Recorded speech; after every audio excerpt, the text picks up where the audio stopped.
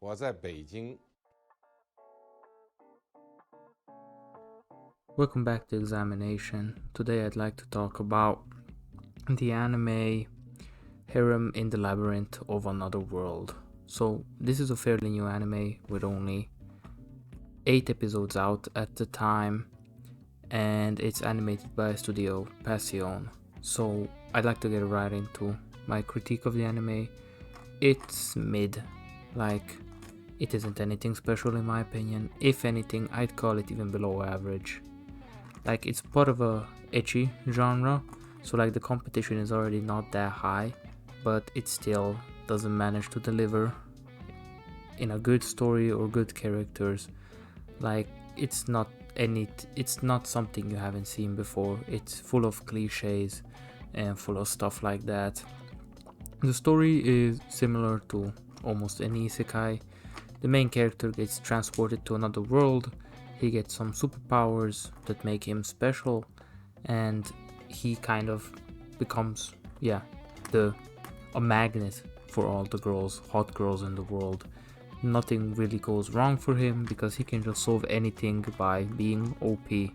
It's the tried and true formula that works. It seems like every time, as they rarely make anything better than this. So the story isn't anything special. I do say it is darker than what you get normally, because it is really gory, and you do see a lot of blood and stuff like that in the anime. It can also get pretty dark at times, which is surprising because of the genre and like the type of story it is. But like, other than that, it's nothing special. The characters are mid in the story. They aren't particularly well written, they're just cliches. Like, for example, the main character is your normal self-insert. He doesn't really have anything special about him. The only thing that maybe you could count, or there's two things that are like that make him slightly better than most characters, but these also like are the factors which for me make him more hateable than those characters in the end. But these two are, first of all, that when he kills somebody in another world, he feels bad at first, which you might think is like pretty normal if you write realistically, but most isekai male characters, I mean, they just don't feel anything. But I feel like this has also been like done more frequently, so I'm don't even know whether to call this special or not, because I feel like I've seen this trope done like better, and it has popped up more recently than in the past, so it might have also just become a trope or a cliche. And the other thing that's special about him is that he actually graduates from being a virgin, which, if you watched anime, then you know it's really rare to get a main character like this. I mean, it's not rare in hentai, but hentai is not really mainstream anime or anything like that. I mean, this isn't also mainstream, but it is an anime. But you don't get these types of characters often, so it's nice to see one that actually isn't afraid to fuck. He isn't afraid of women. I mean, he was at the beginning, but he got over it because he actually fucked, so that's very good. But these two things are also what like pisses me off about him more than other MCs, because other main characters, they're bland and they're boring to the point where you just don't care about them. But you can see that this main character at least is trying to be something more, which is why whenever you notice that he isn't anything special, that he's just a cliche and that he's just full of tropes, it just makes you mad at him even more. And for example, if you look at the main character from like the isekai smartphone one, he's just so bland that you don't even care about him. But here you see that they tried to make this guy better, but at least the author did. He tried to make this guy better, but because of it's probably shit writing, but because of his shit writing, the character is just bad. Like, he tried, but it's still bad. Like, I can't explain it. Like, he, for example, he decides that he wants to stop using the sword when he fights and wants to start using magic. So what does he do? Every chance he gets, he uses the sword. Which is like, why? You just decided to use magic, so why are you using your sword every chance you get? And second off, he says he wants to find out how strong one of his companions is, and then he never lets her fight, or he doesn't let her fight in like the rest of the episode. Which are you, what, like, what, how does, none of this makes sense, which is just horrible writing.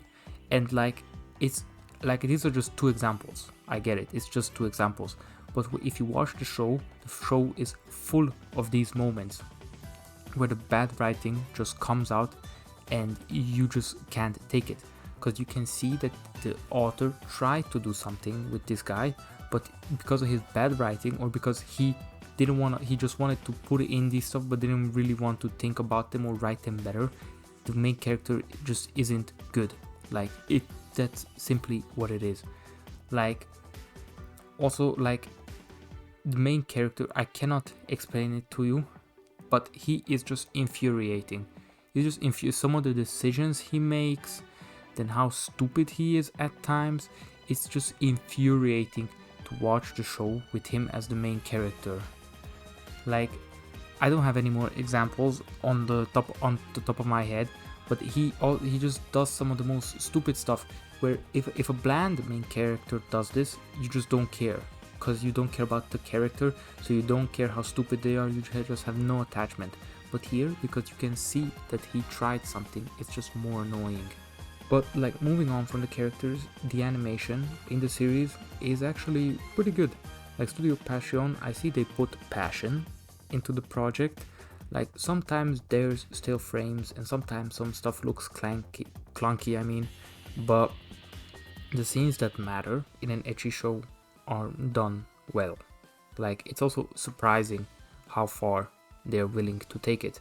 There aren't that many ecchi shows that take the ecchi this far. I mean, this show kind of isn't even an ecchi, it goes into H territory really quick.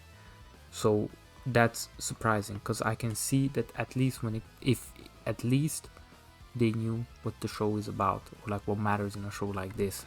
If you want a genuinely good ecchi series, one that it doesn't have the deepest characters or like the best story or whatever, but I think it does everything to a high enough level where it's actually enjoyable, I'd suggest Chained Soldier. I think the English translated name is, Japanese name is Matto Seihei no Slave, which is the one I use.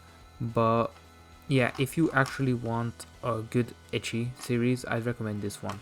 Like, it, in my opinion, the pinnacle of ecchi series. If you want something that is like comparable in quality to High School DxD, but it's better, then this is it. And those are my thoughts about Harem in the Labyrinth of Another World. To summarize, it's an okay show, if below average. I don't think you need to watch it. If you're looking for a trashy ecchi, then I guess this one passes, but I feel like if you watched more than a couple of those, this show will just make you more mad than it's actually going to make you the feeling you're looking for. But yeah, I mean, it's well animated, so I guess whatever, if you're willing to be a bit mad, then you can enjoy it. If you are looking for something better, then yeah, check out Matto Seihei no Slave, as it, in my opinion, it is actually one of the best ecchi series out there at the moment, if not the best. I don't think there's really anything that compares to it at the moment. But yeah, that should be getting an anime soon as well, but looking at the studio and yeah, just like thinking about it, I don't think it's gonna be successful. I'm expecting a shit show for the anime, but the manga's still good, so check it out. There's a lot of chapters out as well, so like you can read a lot. The author of that is also pretty experienced, so I mean, we'll see whether the story of that turns to shit. But yeah, that's some video for another day. Yeah, if I had to rate Harem in the Labyrinth of Another World, I'd probably rate it a 5. Like, yeah, it does what it should, but it's just annoying to watch. I can't, like, for me an average is a 7, but I can't rate it a 7 because I don't think it's there. It pisses me off too much to watch. And yeah, that's about it.